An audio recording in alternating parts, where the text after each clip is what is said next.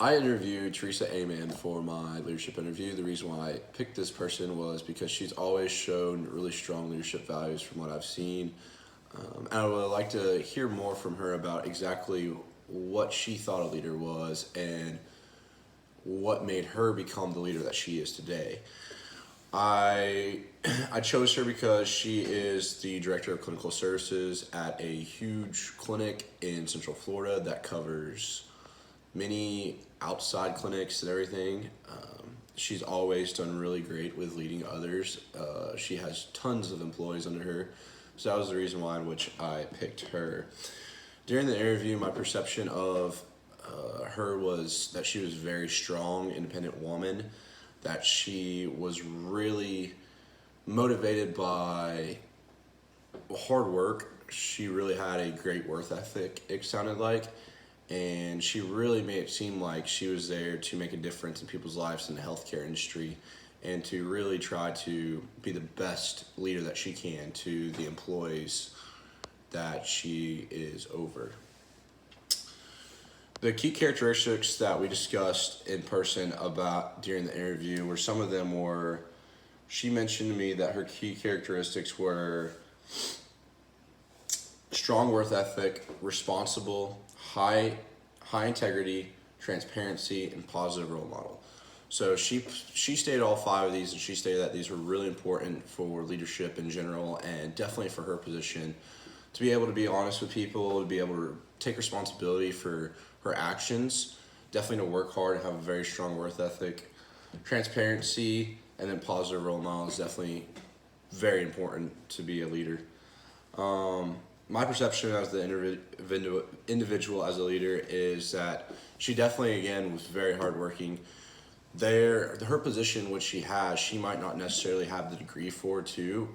Teresa only has a 2-year nursing degree, but she has worked her way to the top and has entered management and now a director because of what exactly she has for her work ethic. She started towards the bottom. I wrote down, actually, she was a staff RN in the emergency department in the hospital where she started right after she got her nursing degree, and then she moved into assistant manager at Winter Haven Hospital, and then she was registered nurse in the cardiac catheterization lab at Watson Clinic, and then she moved into senior RN research conductor at Watson Clinic, and then manager of heart and vascular lab at Watson Clinic, and now she's the director of clinical services at Watson Clinic.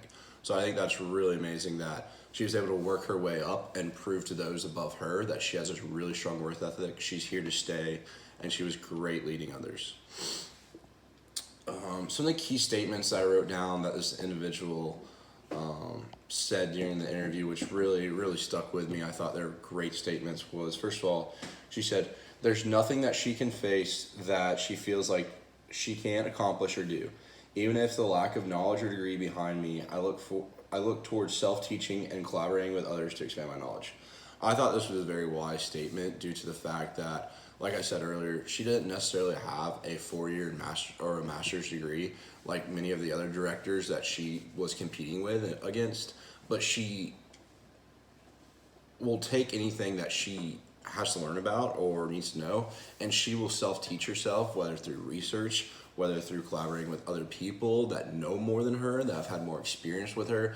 I thought this was really humbling to just be able to say, yes, I might not know everything, but I'll try to find out the answer to it.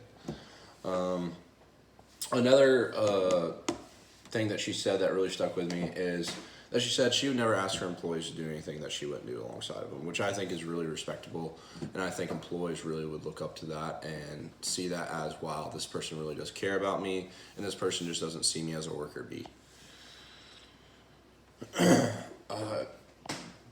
There's two other statements that really stuck with me to finish it off. She said, also, being a leader, you have to be able to make those have those hard conversations, which I understand. In her position, she hires, she has to fire, she has to do everything in which, a big boss would have to do. And so definitely looking at that, I think that that's really something that a leader should be able to cope with if they're going to take a lead of leadership, that, hey, I'm going to have to make hard decisions and have hard conversations with people. So I definitely respect that. The last thing that she said, this one probably the most important, is the difference between a manager and a leader is that a leader is such that people want to follow. A manager is someone who just focuses on managing the task of others, but truly engages with people and want them to follow them.